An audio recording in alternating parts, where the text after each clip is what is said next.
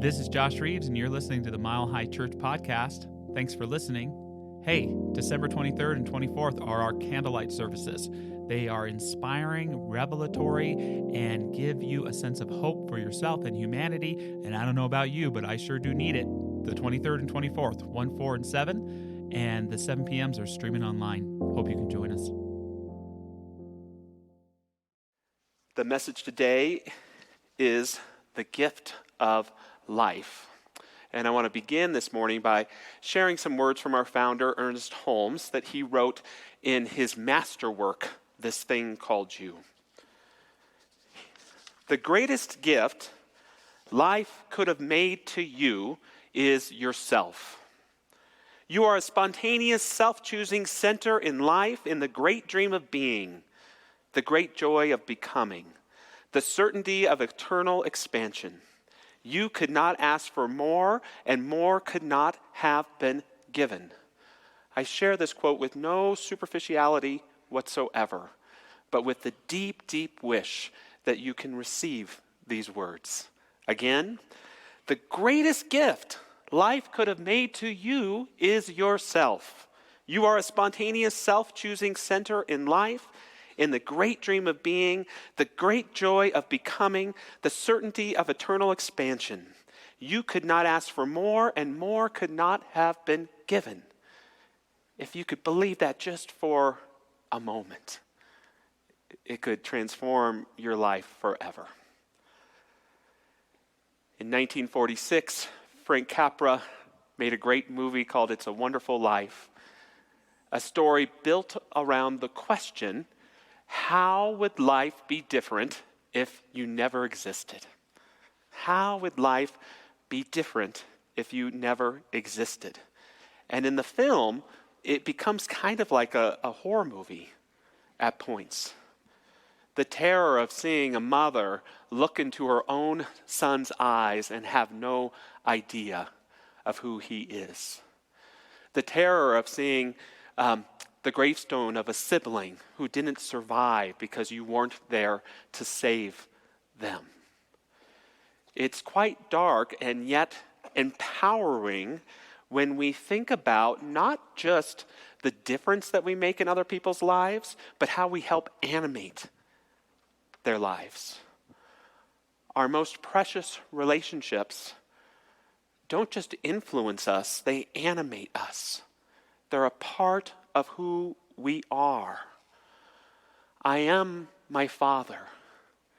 My love of music, my work ethic, my general disposition of kindness that I hope I have, I get from him. I am my mother. My love of reading and politics and history, I get from her. I am my grandmother. My love and commitment to family, I get from her. And I'd like to say that there's this aspect of each of them and each of the people you love that lives on in who you are, perhaps even with a level of self-awareness on their behalf. Fred Rogers, the great Mr. Rogers, would give commencement addresses now and then. And in every one I've ever read or heard, he shares something like the following with a little process we'll lead you through today. I'd like to give you all an invisible gift, a gift of a silent minute to think about those who have helped you become who you are today. Some of them may be here right now, some may be far away, some, like my astronomy professor, may be in heaven. But wherever they are, if they've loved you and encouraged you and wanted what was best in life for you, they're right inside yourself. And I feel that you deserve quiet time on this special occasion to devote some thought to them. So let's just take a minute in honor of those that have cared about us all along the way. One silent minute. I'll keep the time.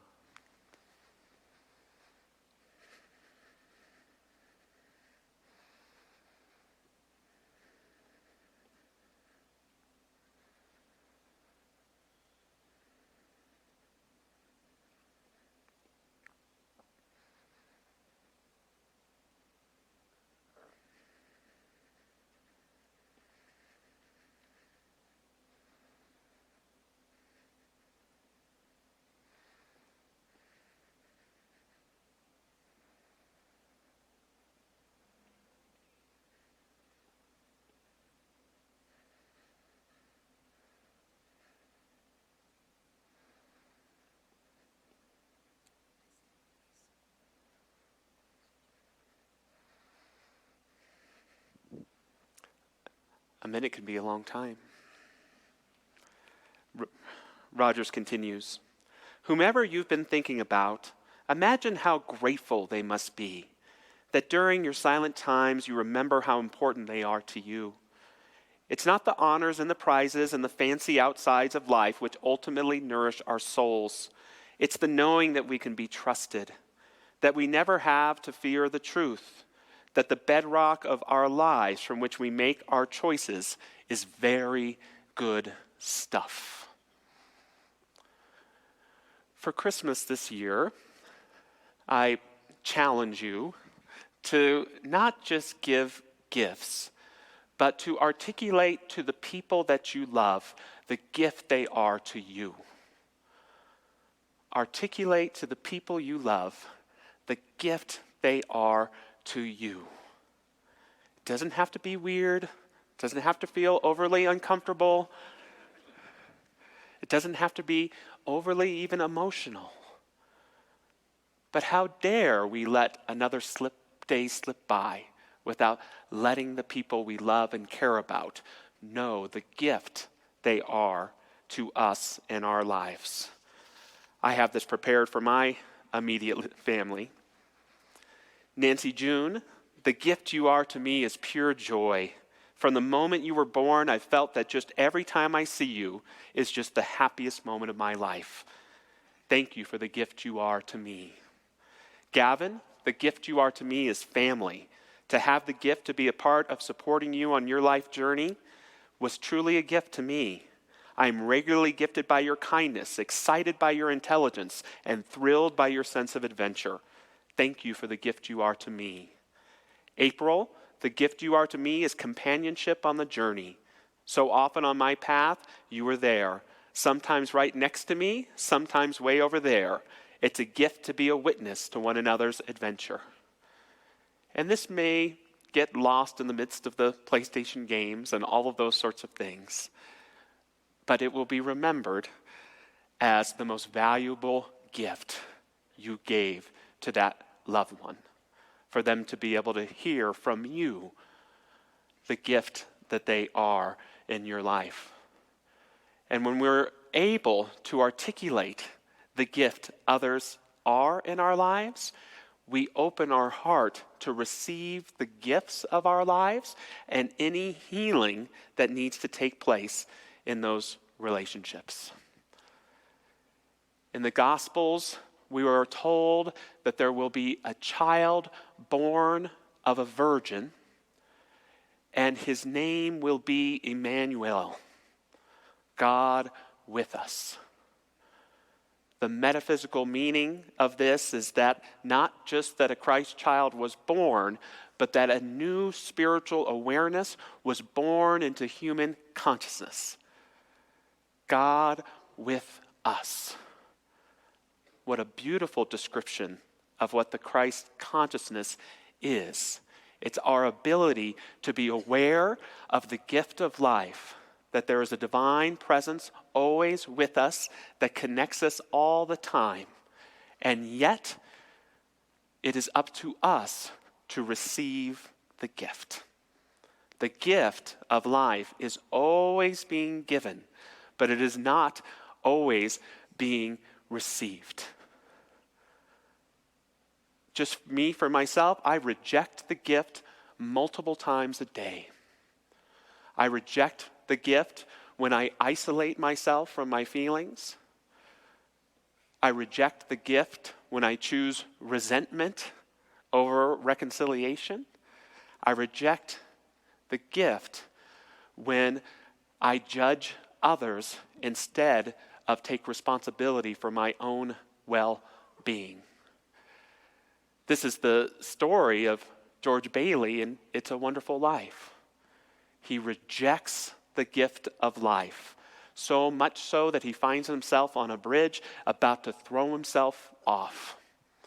And what is he experiencing? He's experiencing his life not showing up the way that he wanted it to. And we have this, again, terribly challenging scene of him in front of the greatest gift of his life, his family, but he also has these models of the Golden Gate Bridge and other things that speak to his dream of being an architect that he never got to receive. And what does he do? He tears down those models, and he doesn't see the truth of his family. He feels resentful that he puts his own needs aside to always help other people. He feels unhappy with some of the gifts in his life that he's received. Does this sound like you ever? I know it sounds like me. The movie, It's a Wonderful Life, is based on a short story written by Philip Van Doren Stern called The Greatest Gift. And instead of an angel, it's a stranger, but it's still George Bailey and his experiences. He gets to pose as a brush salesman, and he goes door to door, and he sees these people from his life. But he has this brief conversation with the stranger. I've got to get back. They need me here. I understand right enough, the stranger said slowly. I just wanted to make sure you did. You had the greatest gift conferred upon you, the gift of life, of being a part of this world and taking a part in it. You denied that gift. Stop denying the gift of life that is always giving of itself if we can open our heart to receive it. Something else Ernest Holmes said, he said, if the gift of life is made, and it already is, it means that the very essence of life, with all its potential and abundance, is already present within every individual, and we simply need to access and align ourselves with this inherent power through our thoughts and beliefs. Another key to receiving the gift of life is forgiveness. Forgiveness, forgiveness, forgiveness. Not easy. But I have learned in my own experience, essential to receiving the gift of life. I lost my dad in August, and I was engaging in my key grief ritual, which is headphones with his music on, a couple of beers, and a nighttime sky. And I've learned in my grief process, I'm not as likely just to break down in tears here or there, but when I create that sanctuary for myself, I can just weep. I can weep and weep and weep. And on this particular occasion, I was thinking of my father and my mother, and I began to be filled with a sense of gratitude that I had no grievance for them in my heart. That in fact, I had no grievance for anyone in my heart. And that allowed the gift of life, the blessing, to reveal itself in my heart. I could receive the gift. And it taught me two important things more emphatically. The first, that I can grieve and not have grievance. That I can hurt and not blame. That I can hold my brokenness with a consciousness of wholeness. And in fact, grievance keeps us from grief. And blame keeps us from the healing that is the fruit of hurt. The other important thing I learned is that I can't hold the gift and grievance in my heart at the same time. I can't do it. I usually go along with Walt Whitman, who said, so I contradict myself. I contain multitudes. I can feel lots of different things at different times, think two opposing thoughts, but I can't receive the gift of life while holding grievance in my heart. See, for a lot of us, it's not the gift you gave me, but the wound you left me. Not the gift you gave me, but in our relationships, the wound you left me. My dad could have a short fuse, and when he got angry, it scared me. Often in my family, I felt that feelings or emotions were dismissed. Sometimes we could have a habit of not wanting to address problems in an assertive way, and so they would feel hidden, which created for me anxiety and a need to try and make everything okay. my brother and sister convinced me that I was a robot the family had purchased from Kmart. And if I misbehaved, they were going to take me back to the store and return me to get a new robot. I'm glad they don't have Kmarts anymore because I'd still be looking over my shoulder. Not the gift you gave me, but the wound you left me. And what I have learned is until I can receive the gift and articulate the gift of that loved one to me, the wound stays a wound instead of turning into that scar that I can ultimately wear with pride. Not about the negative things that have happened to me. I don't have to be grateful for those, but I am who I am based on what I have experienced. And I'd much rather experience my loved ones for the gifts they've given me as opposed to the wounds they left me. It is so important to acknowledge the wound. One of the beautiful and magnificent, although heartbreaking things we've seen rise in our society these last 7 or 8 years is an acknowledgement of the wound. Whether it comes from movements like Me Too or for diversity and belonging, acknowledging the hurt that has been caused in our lives is a key to healing and to growth. However, when it comes to our own personal lives, we can't set up camp there. We can't stay in the wound. We have to do the hard and laborious work of recognizing you may have given me that wound, but it is my wound now. And I will care for myself and nurture myself so that the wound can become scar and I can live on with my life with healing. This doesn't mean you don't form strong boundaries with people that you love and care about, or make that decision of, hey, I think it's going to be easier for me to love you from way over here. That happens sometimes. But I can't tell you, even this year, the amount of people I've spoken to who have felt ghosted by their child, or unwilling to share with someone because they're in judgment, or separated in their most intimate relationships by a sense of infinity because of this need to be in the wound. And I'd like to share with you, for me, the difference between living in wound versus living from scar. Living from wound, I live within the hurt you caused me. Living from scar, I live within the healing my inner work has provided me. Living from wound, I blame and reside in grievance. Living from scar, I live in wholeness, creating boundaries that enlighten me. Living from wound, I live captive to my pain. Living from scar, I am accountable to greater ways of being a presence for love. This is just in my experience, but which is it for you? It would be naive for me to convey to you that this is a one-time decision to make. For many of us, it may be a choice that we have to make every day, several times a day, to choose our wholeness over our grievance, to come back to love from blame, to have those healthy boundaries, and yet to embrace that consciousness of forgiveness that doesn't excuse anyone's behavior. There's plenty of reason to have that grievance, but allows us to receive that gift of life so that we can live in the fullness of our being. That's what I wish for you this morning, to recognize and embody the gift of life. For each of us to remember that the greatest gift life could have given you is yourself.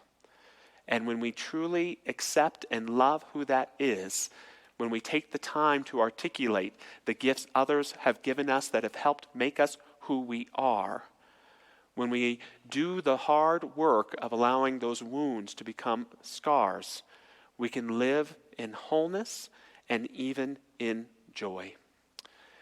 To close, as we move into prayer this morning, I invite any of our wonderful prayer practitioners to stand. I want to share a prayer written by Ernest Holmes entitled, "The Gifts of God Are Mine Today." It is the Father's good pleasure to give me the kingdom of heaven, or harmony or abundance. Today, he opens to me the blessings of his infinite and eternal treasure, inviting me to dip deeply into it. As I believe in my heart, so it is done unto me in all things. As I ask, so do I receive, a full measure unto my faith, pressed down and running over. These and other divine promises and assurances sing in me. The still small voice reminds me that all the Father hath is mine. This day I listen deeply to that still small voice and believe its promises. I fear nothing, neither lack, irritation, disappointment, nor distress of any kind. For is not the Father always with me? What causes the appearance of lack in my life? Simply my fear or my belief that the Father could forsake me. I do not believe that now, and it no longer matters to what is the appearance of today or what has gone before. Today is new, and I am newly awakened in it, and I believe with dauntless faith that my good and full measure comes to me from God today. I now believe that it is indeed the Father's good pleasure to give me of his bounty. I know that he gives as I ask without question or limit, and I am ready to receive. The gifts of God are mine today. So, being aware not only of the gift, but of our openness, our willingness to receive and embody it, may we release any false narrative of self-rejection. May we forgive every time we remember and move into a place that would reject the gift from being given in our hearts, but call ourselves in to that mighty stream of a holy consciousness that knows Emmanuel, Emmanuel, God is with me. Knowing that that Spirit presents itself as us, I bless the glorious opportunities we have in this holiday week to be a present for the divine presence, to see with those divine eyes, to invite the self-awareness of those deep bonds with our ancestors and loved ones, to see and speak and rejoice in us, for we have received the great gift of life, and now we get to share it with abundant blessings. And so it is. Amen. Thanks for listening to the Mile High Church podcast. This podcast is made possible by the generous contributions from listeners like you. To make a donation, please visit milehighchurch.org.